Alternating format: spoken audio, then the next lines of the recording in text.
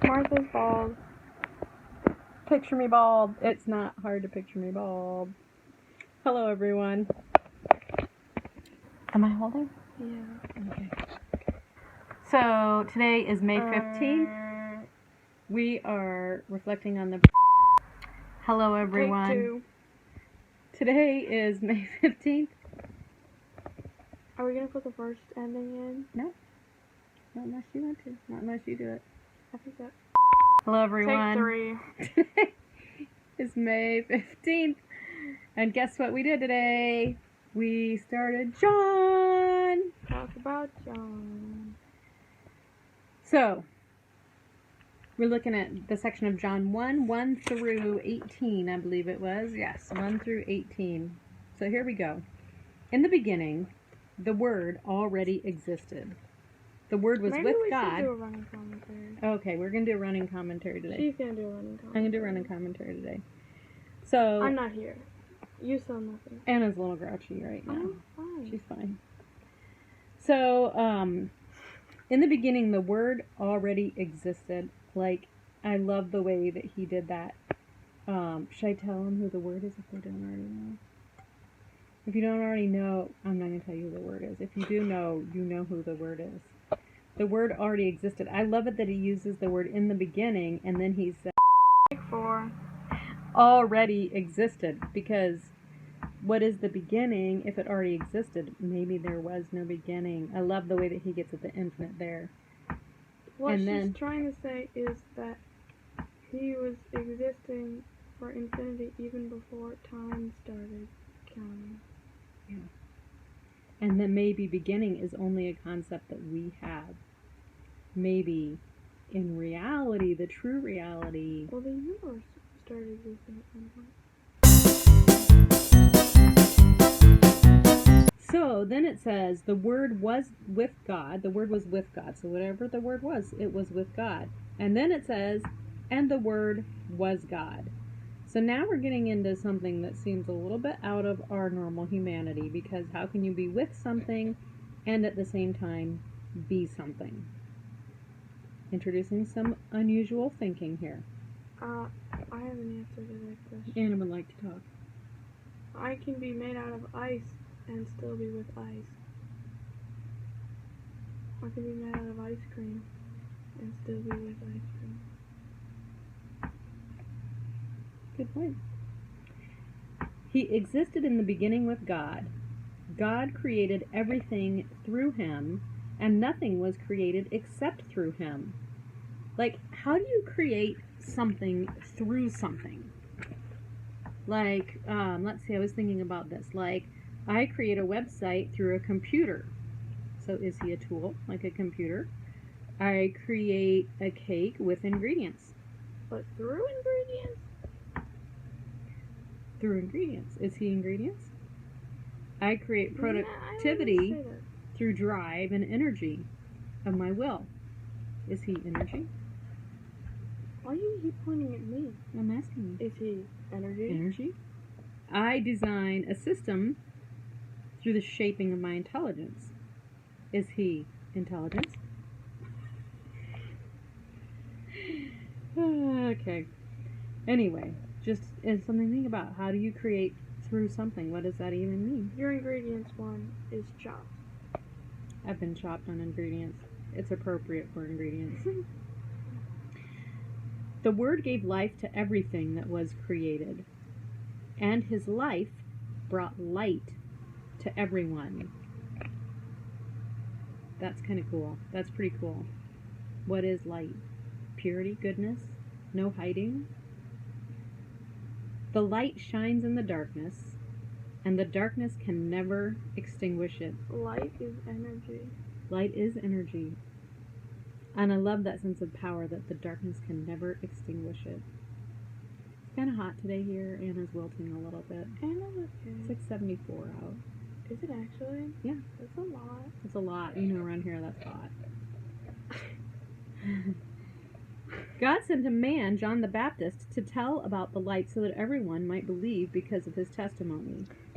Why is he talking about John the Baptist above any of the other prophets? Maybe because these people knew John the Baptist. Maybe. I bet you. John himself was not the light. He was simply a witness to tell about the light. The one who is the true light, who gives light to everyone, was coming into the world. So what that makes me think is that the world has not had light before this. It was about to come, but it hadn't yet. So the world had lived all this time But didn't without God come light. and like live in the Ark of the Covenant and stuff? But they couldn't see him in there. The only one who ever got to go in was the priest, and he didn't even get to see him because he was inside the Ark of the Covenant, right? Yeah. I don't know, getting a little on over our skis here. Martha's getting in on over her skis. Anna's skis are much better. Taller. Taller. She's taller. She's a lot taller. Not that much. Where were we? One true light coming into the world. He came into the very world he created, but the world didn't recognize him. You want to talk about that, Anna? Oh. That would be weird. I write stories and that would be weird to go in there. Just going into it would be weird. I don't think it would be as weird if they didn't recognize me, because why would they recognize me? That'd be like if Shakespeare went into his play and he went, "I'm Shakespeare," and they went, "Who's that?" What's that supposed to mean to me? Hang on, I'm being called. Take 5. Lizzie was calling, that's why we had to pause. Let's see. He came to his own people, and even they rejected him. That's kind of intense. If you just let yourself think about that. His own people rejecting him. The intensity of that. But to all who believed him and accepted him, he gave the right to become children of God. They are reborn not with a physical birth resulting from human passion or plan, but birth that comes from God. Interesting to just take a moment to think about actually, literally, physically being born This is not from a physical from birth. God. Not from a physical Not birth. from a physical birth, but being born from God. Did I say physically? Yeah. Okay, well, scratch that. So the Word became human and made his home among us. He was full of unfailing love and faithfulness. And we've seen his glory, the glory of the Father's one and only Son. I love that. Unfailing love and faithfulness.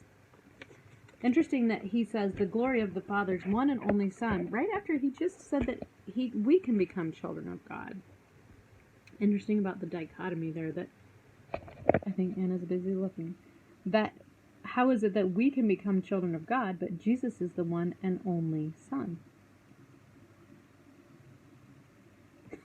You have a thought you want to share, Anna? No, I do not. She's thinking deeply. I was seeing what the wording was. Yes. My only thought there is that, like, Jesus is... Does it say children of God? Yeah, it says children of God right here. He gave the right to become children of God. That's verse 12. Oh, yeah. That he gave us the right to become children of God. I guess it talks about later how he adopted us as his heirs. Jesus may be the true and original heir, and Jesus being the one who gave us the right to become children of God, and then we get adopted. I think that's the analogy used in Romans. Did I finish that page? Romans? Romans. Look at the Bible? Yeah.